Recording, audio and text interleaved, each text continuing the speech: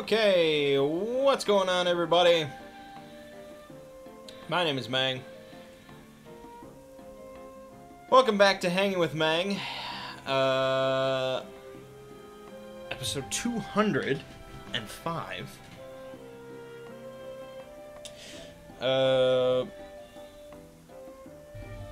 We're playing some Octopath Traveler here. I am doing story content here, but I'm just skipping all dialogue, so I don't know if that bothers you for some sort of spoiler. I don't know. I'm just telling you what I'm doing. Okay. So, hanging with Mangg. Ready or not, here I come. This week on this channel, That was close. we had, of course, Octopath Traveler, Here I go. and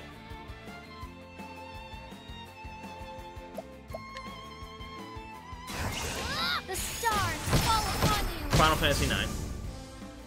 How about you? The dog bites hard.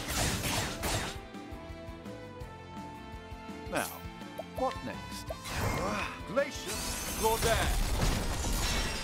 And that's pretty much going to be the schedule for next week as well. But that's really, next week is really the final week where it's that schedule, I think. Because I'm about 3, maybe 4 episodes away from finishing Octopath, I think. So it shouldn't take much past this week to finish it. The battle is truly joined.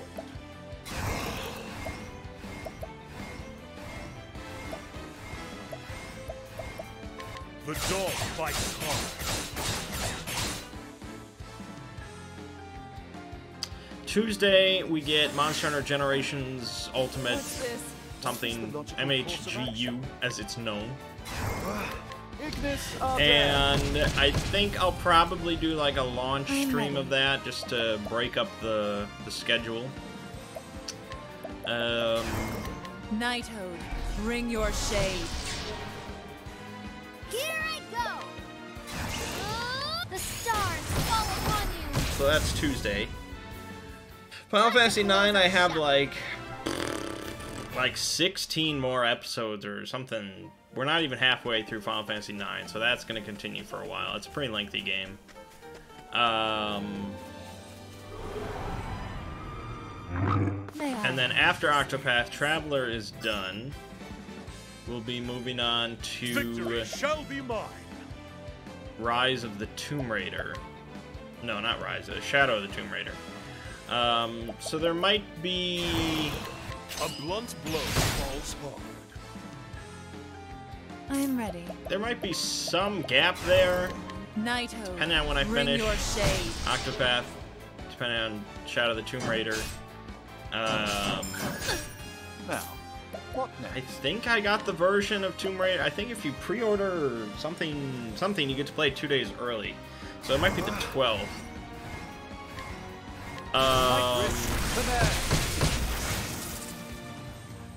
Here I go.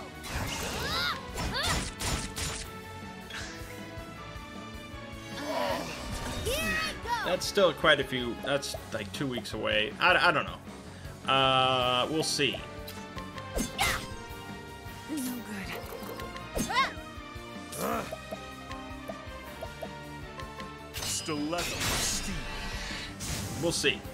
I don't know what I would do with that gap. Thrill of the fight. Maybe there would be some Mangg Hunter or something. I don't know. Or I would just upload a bunch of Final Fantasy IX. I don't know. We'll see. But once Shadow of the Tomb Raider comes out, it's just going to be that and Final Fantasy. It's a good day for battle. Maybe some sprinkles, of course, of other stuff, but that's the schedule. The lion dance. Yeah. No. That's it. On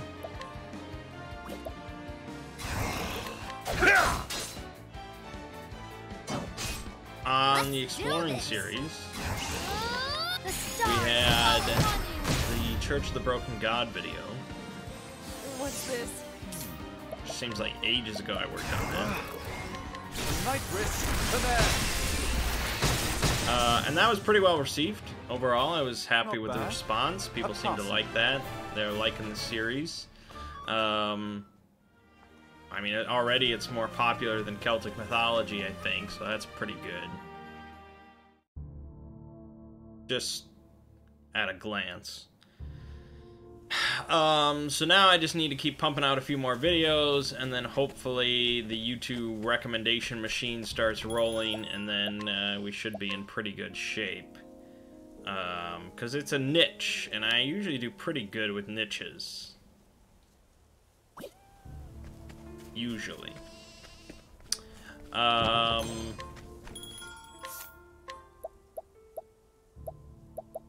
So then this week I worked on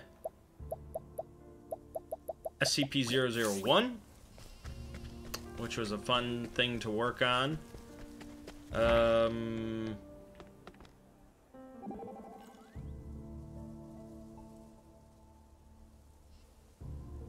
Obviously, I didn't cover every 001 proposal,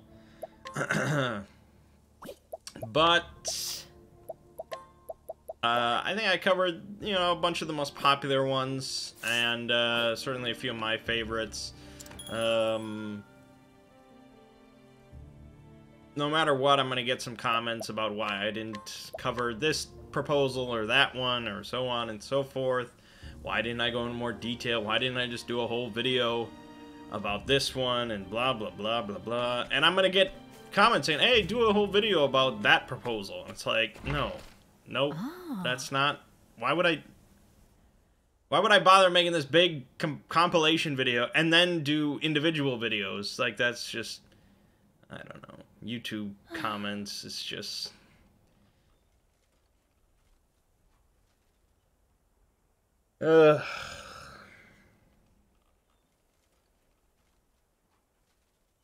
Like, there's like a 2% chance, maybe even less than that, per video, that there's going to be like a really interesting, insightful discussion that breaks out in the comments.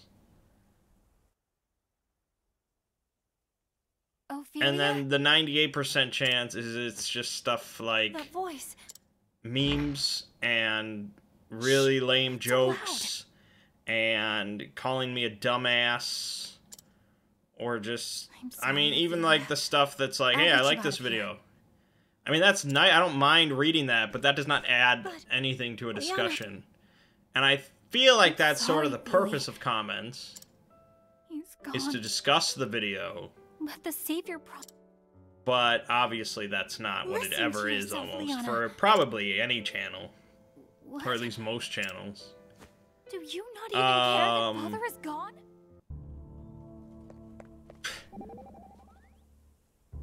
So I could easily see and understand people just disabling comments on their videos.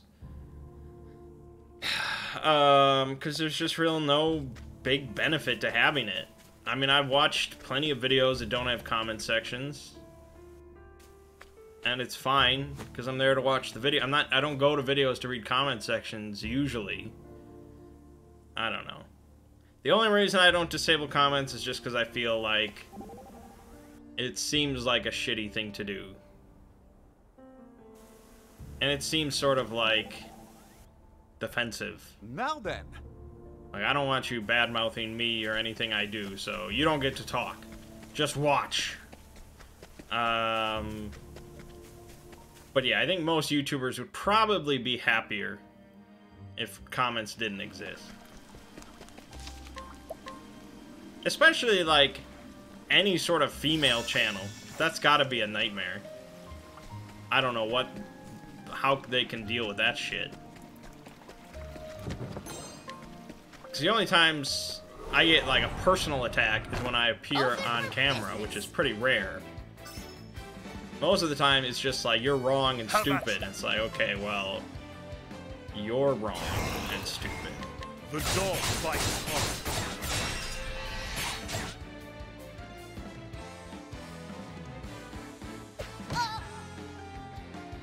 I am finished. Now, what next? Yeah, like, at least, I don't know, like, I deal with videos Ignis mostly Arder. pertaining to facts, one way or another. What to do? So when people say, hey, you're wrong about this, blah, blah, blah, I can just either be like, wow, I was wrong. I am wrong. Thanks for letting me know. Or, wow, this guy doesn't know what the fuck he's talking about. I know I'm right. But when you get into, like, personal attacks and shit, or, you know, just opinion stuff, it's like, wow. Like, I don't agree with what this person said, but they still said it. You know, I don't know. I think there's a pretty big difference there. So I have some solace, but still, it's a different world. It's a different world that not many people out there experience. What is the logical course of action? Ignis Arder.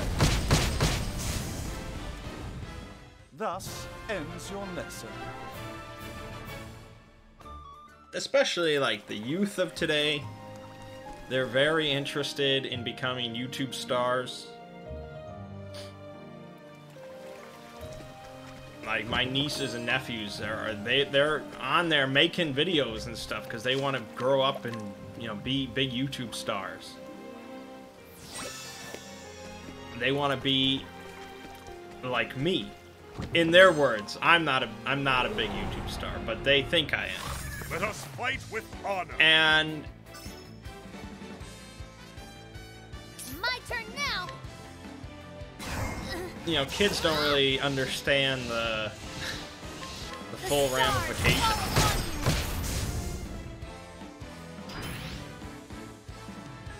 And other people, you know, just family members and stuff like that that you talk to that don't spend a whole lot of time on YouTube. You know, they're always curious about how you get paid. That's always the most important thing to them. The most mind-boggling aspect, or, you know, they're curious about what type of videos you do and how you make these videos and blah blah blah, but they never think about this concept of constant feedback to your work.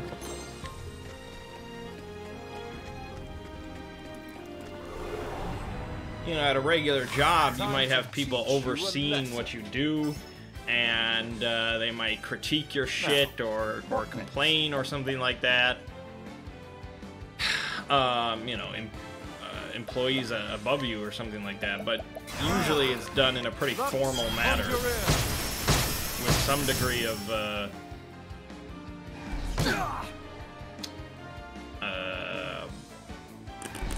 decorum or whatever. And you know, if you work in like retail or something like that, you deal with customers. You're gonna have shitty customers once in a while that might get in your face. And that's similar, but just this constant barrage of anonymous idiocy. Okay, it's kind of like retail. But yeah. I'm not sitting here saying, boo-hoo, you know, make YouTube videos. And it's something that I could change. It's if I said, hey, fuck all of you, and just disabled all comments, like, I don't know, Total Biscuit did. Or Spoonie did. I don't want to be like Spoonie, but something like that, I could do it. The dog bites hard. But for now, we'll leave it. Because I do like, I guess, reading the nicer comments. Glacius Rodan. And I believe in freedom of discussion and speech and all that stuff. Anyway. So, yeah, SCP-001 should be a pretty solid video. The artwork is marginally better, I think, than Victory shall be mine. Out of my Church of way. Broken God. Here I go. And then this week I'll be working on, I believe, Victory shall be mine. Dr. Wondertainment. Have at you. Which is a very What next? pretty different side of the SCP universe. Because he's basically like, Arden. really like Willy Wonka Not bad. in the Passable. Twilight Zone is sort of the best way to look at it. Just an anomalous toy manufacturer that no one knows anything about, and his toys are pretty damn strange. So I get to talk about a lot of toys, strange toys. Should be fun. My turn now. The stars fall upon you. Victory shall be mine. Out of my way. An interesting dilemma. Yeah, that's that. Night risk. Command. Moving on. Talking about Should have studied harder. board games. We've continued to play Mansions of Madness this week. We only have a few scenarios left. I did buy an expansion. Like, I don't know if I mentioned this or not, but I did buy a minor expansion that added a couple of scenarios, and there's a couple that you can buy on the app for like $5 each. So I've purchased one of those. It was pretty good. We're gonna do another one. And then there's obviously some other scenarios if I buy some other expansions, which is a possibility down the line. And we've been enjoying it. You know, it's a fun game. There is a downside. There's no, like, campaign elements to it. There's no, like, carryover concepts between scenarios. Every scenario is standalone from start to Thank end. you very And so in that sense, having something like Arkham Horror the card game, where you're playing through this whole campaign, this story carries through, they can deal with much bigger story arcs than Mansions of Madness can, because Mansions of Madness has to be a self-contained scenario that lasts a few hours or so. So there's not a whole lot you can do with that, whereas with I will Arkham not Horror lose to you. card game, you've got these big arcs that involve all these different Here I locations go. and enemies and scenarios and blah blah blah. The stars fall upon you. So Anger not the tiger. Sorry. you know, I like not having to deal with deck building at all, because I don't ever like deck building. It's just not something I enjoy. I always just net deck everything forever. Let other people enjoy that stuff. Thus ends your lesson. But I do like seeing all the different combinations of cards and abilities and combos and blah blah blah blah blah in the card game. Whereas in Mansions of Madness, you're pretty much just going through a scenario, and on your turn you have like The poor birdie. 3 different options to do. And one of those is almost always just moving. So you're sort of just playing through a story. Now, And it's good. I'm not let's knocking the get game. down It's to very business. entertaining. But it's no Victory shall be Gloomhaven. mine. The dog fights hard. let's Really? do this. Really, bro? That's what you're gonna do? The stars fall upon you. Elemental trick. So, after we battle finished is truly the few scenarios that we've gotten left, we're sort of moving up the difficulty, so the last few scenarios are the hardest ones. And I did find out we were playing the game wrong, so the game's going to be a lot harder now that I've learned the correct rules. But after that, I think we're going to move on to Here I go. Imperial Assault.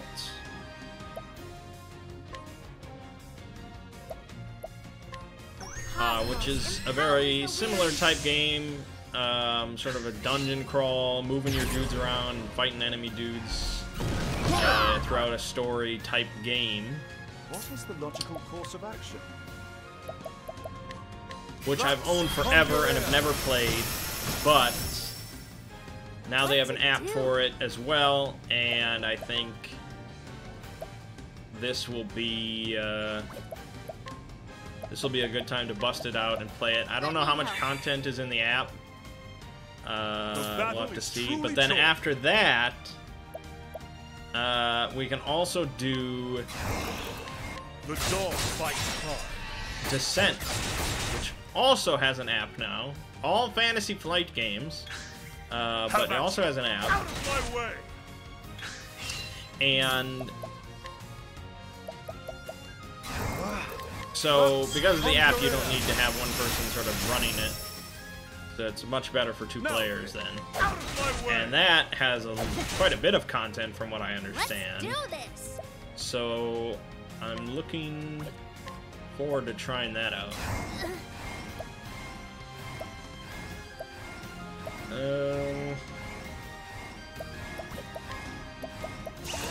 Donate. For you.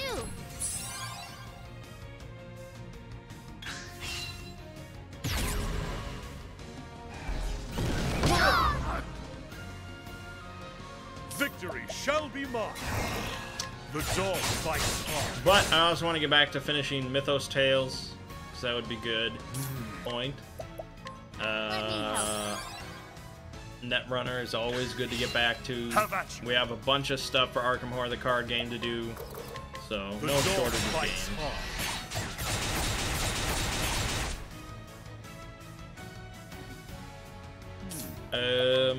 Yeah.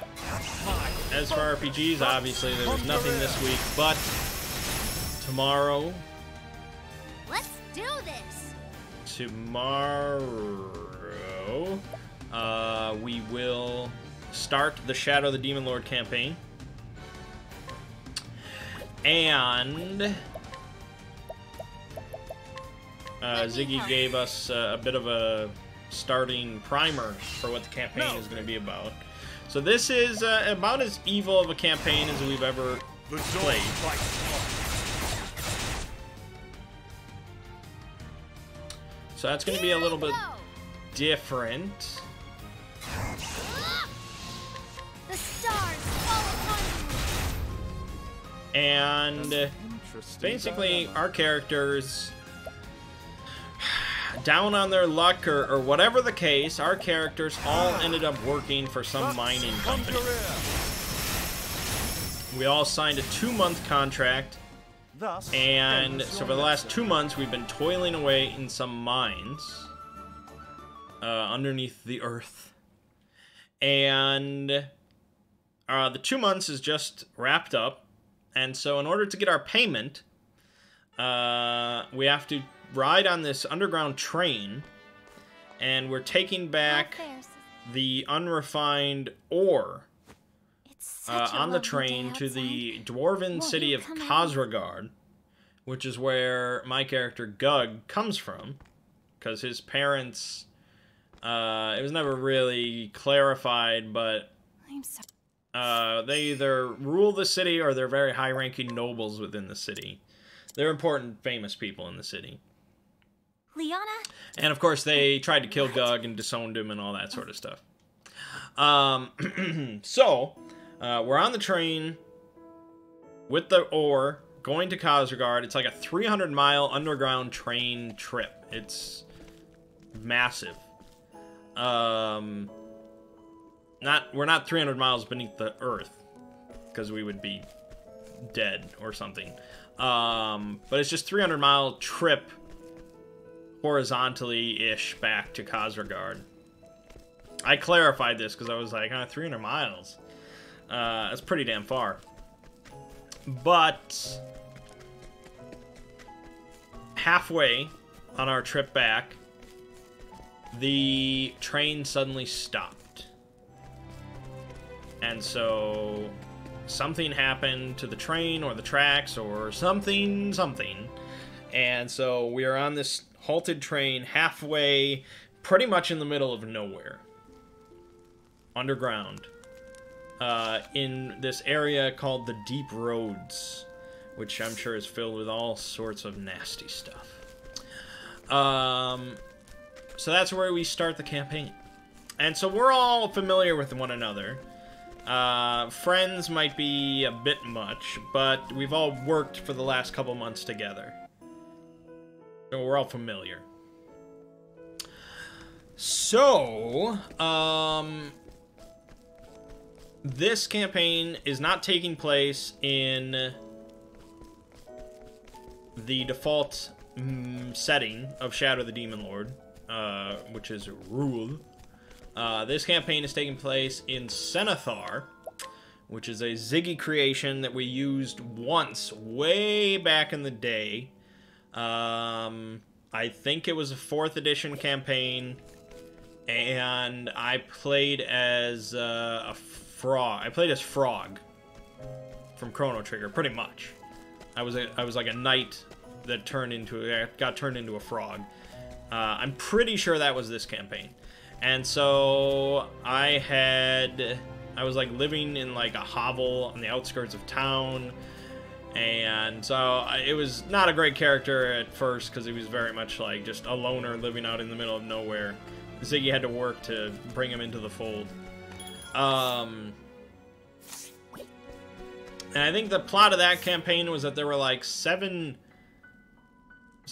places of power or something, or 7 warlocks around the world that we had to go and stop because they were planning to destroy the world. So it's sort of Shadow the Demon Lord-esque, really. And so that campaign only lasted a few sessions, I think. We didn't get very far at all, and then we never used Cenithar again. And it was a bummer because I thought the Cenithar map was pretty nice. I had put in some work in digitizing it, and we only used it for a few sessions, so that was a bummer. So I mentioned it to Ziggy for this campaign instead of Rule, and he decided to go with it. The reason I don't like the Rule map for Shadow of the Demon Lord is just because, I don't know, the map that they present in the book is just so ugly. Like, it's just so slapdash together, and I know that's like the art style they were going for. I just don't like it at all. So if somebody made a proper map of Rule, I'd be fine with it. But as it is, I just really don't like how it looks in the book. I tried looking for an alternate on the internet, but nobody's got it. Nobody's got it.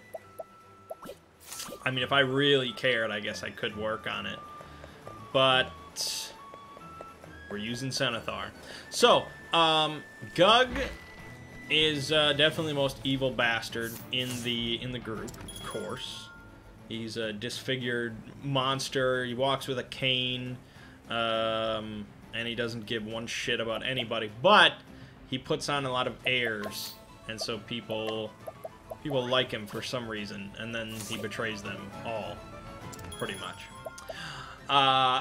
So yeah. So he, of course, despises his parents. He would love nothing more than to see their bodies on a hanging from the ramparts or something, you know, something horrible.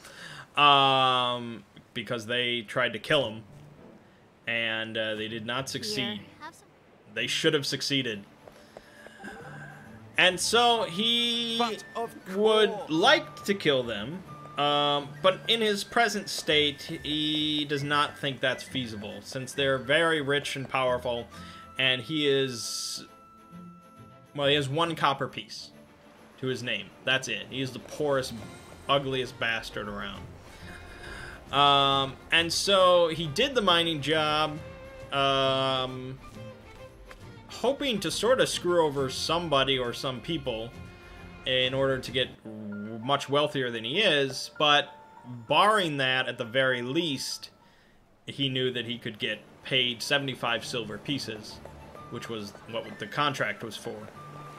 So that was sort of a last case. I mean, he put in the work, probably. I mean, he probably half-assed it and manipulated these other people into doing more work for him to cover up for him and stuff, but because he's not a physical character. He walks with a limp, and I don't know how... He probably tricked the company into accepting him and stuff. You know, who knows what. And so... Now that we're underground, we're halfway to Khazragard, and the train has stopped. My plan is to basically steal all of this unrefined ore, as much of it as we can take. And do not go to Khazragard, but instead go to, like, Stanton or some other closer city and sell it all off there and get wealthy that way. The problem with that is, of course, we are underground. We're a mile beneath the surface at this point. And I'm ready. The train has stopped. But even if the train was working... and was moving, it would just be moving us towards Khazragard. So the tricky part here, the thing that I have to solve, is how to get up. How to go vertically upwards out of the underground area, out of the mines. The battle is truly joined. That is the pickle.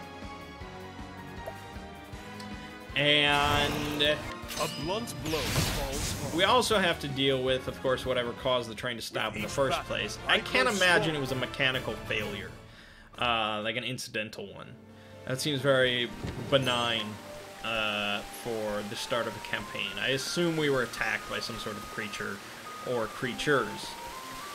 So that would be the first problem, and then after that would be trying to get up, and not only just getting up and out of the mines, but also taking with us who knows how many pounds of unrefined ore. I am ready. Just big rocks and shit.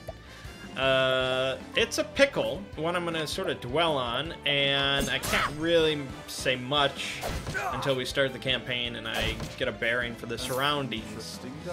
Now, Gug is, for all intents and purposes, a technological genius.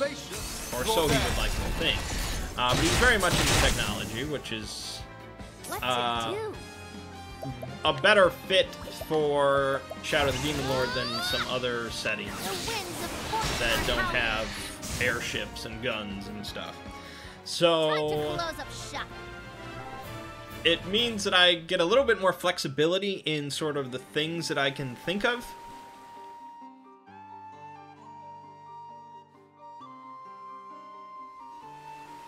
As being plausible. Sometimes I'm restricted by the technological restrictions of a setting. We're like, oh, that doesn't exist here. You can't think, your character can't utilize that. You would never think of it. It's too much of a stretch. Whereas here, since technology is pretty well along, I can do some stuff. So, really, last case, worst case resort here would be fixing the train and taking the ore to Khazragard to get paid our 75 silver pieces. Not only Interesting dilemma.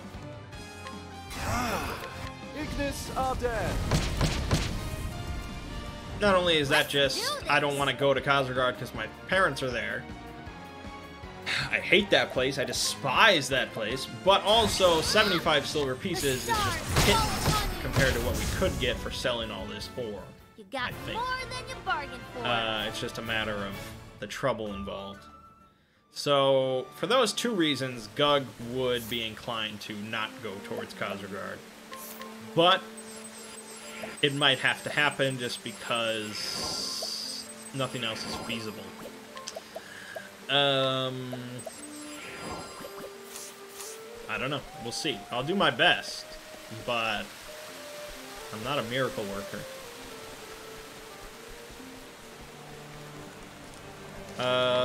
So yeah, that's what we're gonna start tomorrow. Should be quite a bit of fun.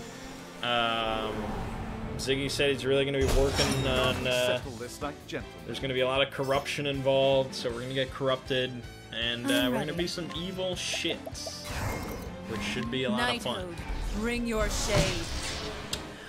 Yeah. That's that. I guess that's sort of about it. Not much else to say. Venta Solta. Which is fine. We don't always need an hour. You should have studied harder. Can leave it off here. So check out the SCP-001 video tomorrow. I think it's pretty solid. We got more Octopath and Final Fantasy this week. A bonus Monster Hunter Generations stream. And that'll do us. So, my name is Mangg. This has been Hanging with Mangg. And I'll see you fine folks next week.